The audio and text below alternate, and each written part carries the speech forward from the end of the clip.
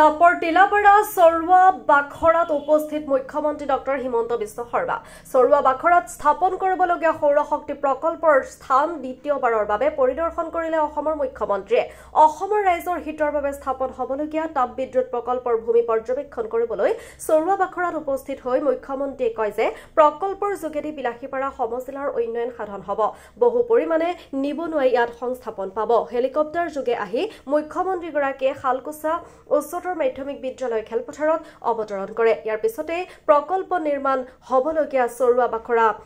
সন্তোষপুৰ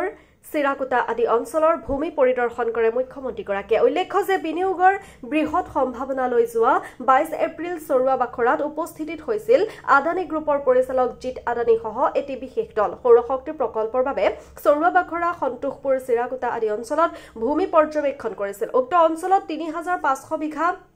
ভূমিৰ লগতে আৰু 500 বিঘা ভূমিত সৌৰশক্তি প্ৰকল্পটো স্থাপনৰ দিশে আগবাঢ়িছে আদানী গ্ৰুপে আদানী গ্ৰুপৰ বিশাল প্ৰকল্পটো স্থাপনৰ সকলো দিশ সামৰি পৰ্যবেক্ষণ কৰিবলৈ মুখ্যমন্ত্ৰী ডক্টৰ শৰ্মাৰ এই আগমন নামনি অসমৰ ৰাইজে এই বিশাল প্ৰকল্পৰ জৰিয়তে উপকৃত হ'ব বুলি মুখ্যমন্ত্ৰীগৰাকীয়ে জানিবলৈ দিছে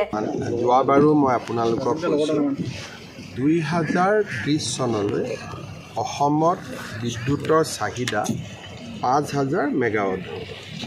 আৰু 2035 চনলৈ অসমত বিদ্যুতৰ চাহিদা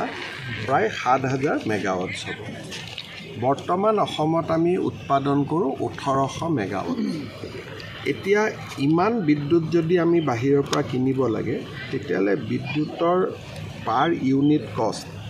মানুহে 2030 চনলৈ বহুত দিব লাগিব সেইবাবে আমি অসমত দুটা তিনিটা জাগা চাই আছোঁ য'ত নেকি আমি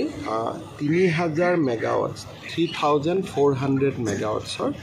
আমি তাপবিদ্যুৎ প্ৰকল্প কৰিব পাৰোঁ কিন্তু আমাৰ অসমত যিহেতু কয়লা নাই আমি ঝাৰখণ্ডৰ পৰা কয়লা আনিব লাগিব সেইকাৰণে এই প্ৰকল্পটো আমি ধুবুৰী বা গোৱালপাৰা জিলাতে বা বঙাইগাঁও জিলাতে কৰিব লাগিব কাৰণ নহ'লে খৰচ বাঢ়ি গৈ থাকিব আৰু যিমানে খৰচ বাঢ়িব বিদ্যুতৰ মূল্যও সিমানে বাঢ়ি গৈ থাকিব সেইকাৰণে আমি গোৱালপাৰা জিলাত এটা ধুবুৰী জিলাত এটা আৰু কোকৰাঝাৰ জিলাত এটা তিনিটা স্থান আমি নিৰ্বাচন কৰিছিলোঁ আৰু তিনিওটা স্থানৰে আমি ক'ত কম বেছি মেৰিটছ ডিমেৰিটছ তাক আমি চাই আছোঁ এতিয়ালৈকে কোনো কথা চূড়ান্ত হোৱা নাই এই টেণ্ডাৰটো আহোঁতে কমচে কম আৰু আমাক 2 মাহ লাগিব সেইকাৰণে আমি কৰি আছোঁ চাপৰত যদি চিলেক্ট হয় তেতিয়াহ'লে 3400 মেগাৱাট ইলেক্ট্ৰিচিটি উৎপাদন কৰিবৰ কাৰণে 40,000 কোটি টকা ব্যয় কৰিব লাগিব আৰু 40,000 কোটি টকা যদি আমি ব্যয় কৰোঁ তেতিয়াহ'লে ইয়াত 15-20 হাজাৰ প্ৰত্যক্ষ আৰু 15-20 হাজাৰ পৰোক্ষ মানুহে কৰ্মসংস্থাপন পাব আৰু লগে লগে চালাকাটি হ'ল 600 মেগাৱাট এইটো হ'ব 3400 মেগাৱাট গতিকে চালাকাটিতকৈ ডাঙৰ এখন টাউনশ্বিপ নিৰ্মাণ হ'ব সেইবাবে আমি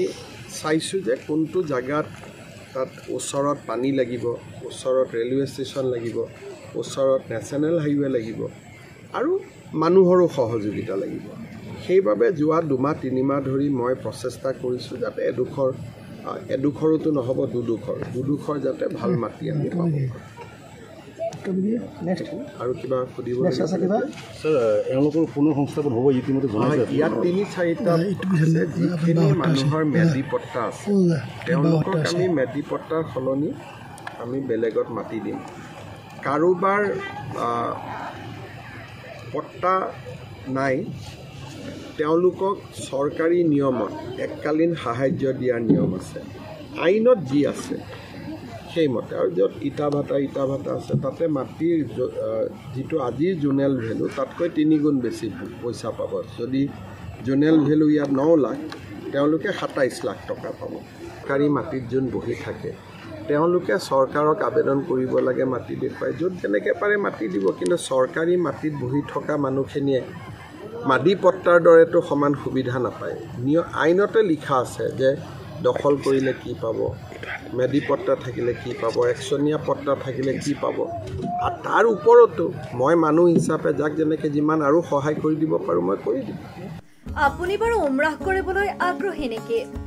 আলিফ উমৰাহ ট্ৰেভেলছে আপোনাৰ বাজেটৰ ভিতৰত আগবঢ়াইছে কেতবোৰ আকৰ্ষণীয় পেকেজ। আমাৰ পেকেজসমূহ হৈছে ছুপাৰ চেভাৰ ৮৫,০০০ৰ পৰা ডায়মণ্ড ১,১০,০০০লৈকে। এতিয়া আৰু অপেক্ষা কিহৰ?